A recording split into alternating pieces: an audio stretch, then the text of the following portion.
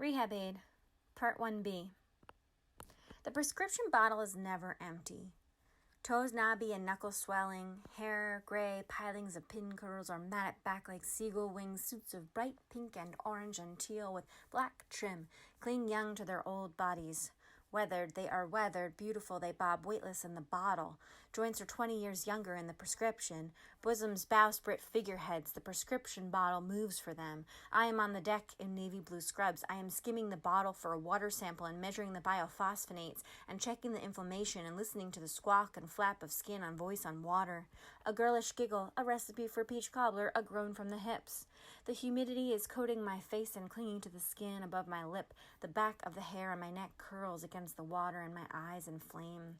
There is always too much biophosphonate in the water, and I am checking the inflammation, and it is 86 degrees, and they will want it hotter.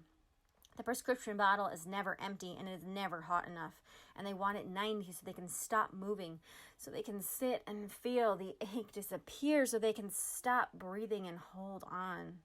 But 86 is a good temperature, and I tell them it's good for them.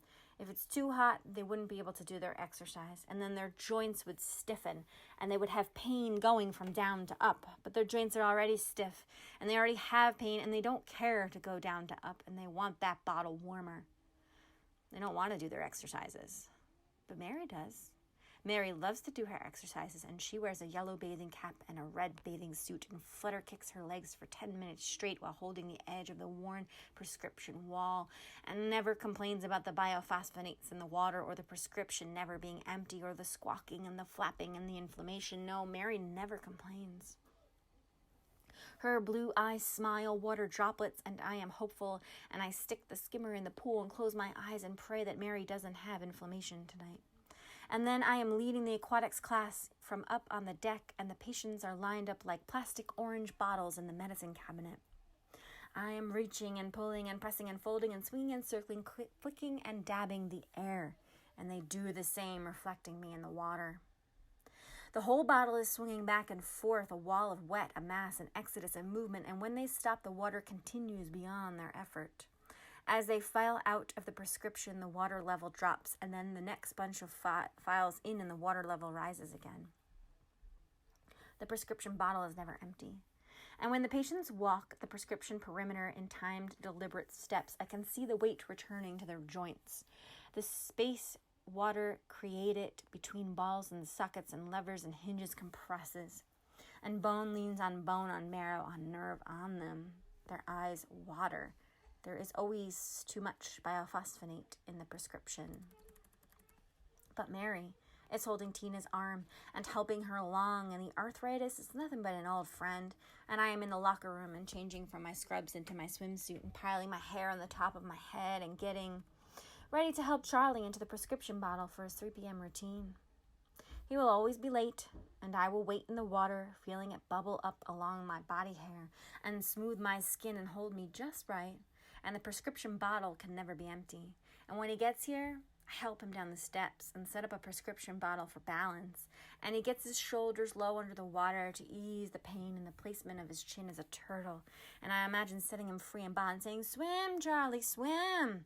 But we are still here in the hospital, in the 5x12 prescription bottle, and the ocean seems a far way away. And I am coaxing Charlie away from the biophosphonates, pulling the noodle along, and he is gripping tight with crooked fingers. We are balancing, shifting weight from one foot to the next, and it should be walking, but it's not because it's so slow, and the water is so accommodating. And Charlie feels all right, and he bends his right knee and stands like a stork. Then he pulls both knees up and bicycles against the water. And when he is done, he always tries to splash my hair, but I skirt away and then hurry back to help him out of the water. And as we leave, someone else is already slipping into the water. The prescription bottle is never empty, and I am drying off in the locker room and putting my scrubs back on for the next inflammation. The physical therapist is rushing in and out with her clipboard tight against her chest and her white coat trailing behind.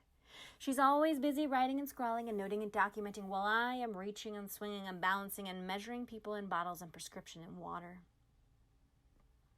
The biophosphonate in the prescription is extra high today, and I can feel inflammation. There's no time to shower between biophosphonates. Everything must stay in full swing. Keep moving. The insurance companies want to know the degree of flexion in the knee post-surgery, and the spa company wants to know the level of biophosphonates in the prescription, and the risk management team wants to know what happened to the green grip mats that used to be next to the showers, and the patients want to know how much inflammation they will pay out of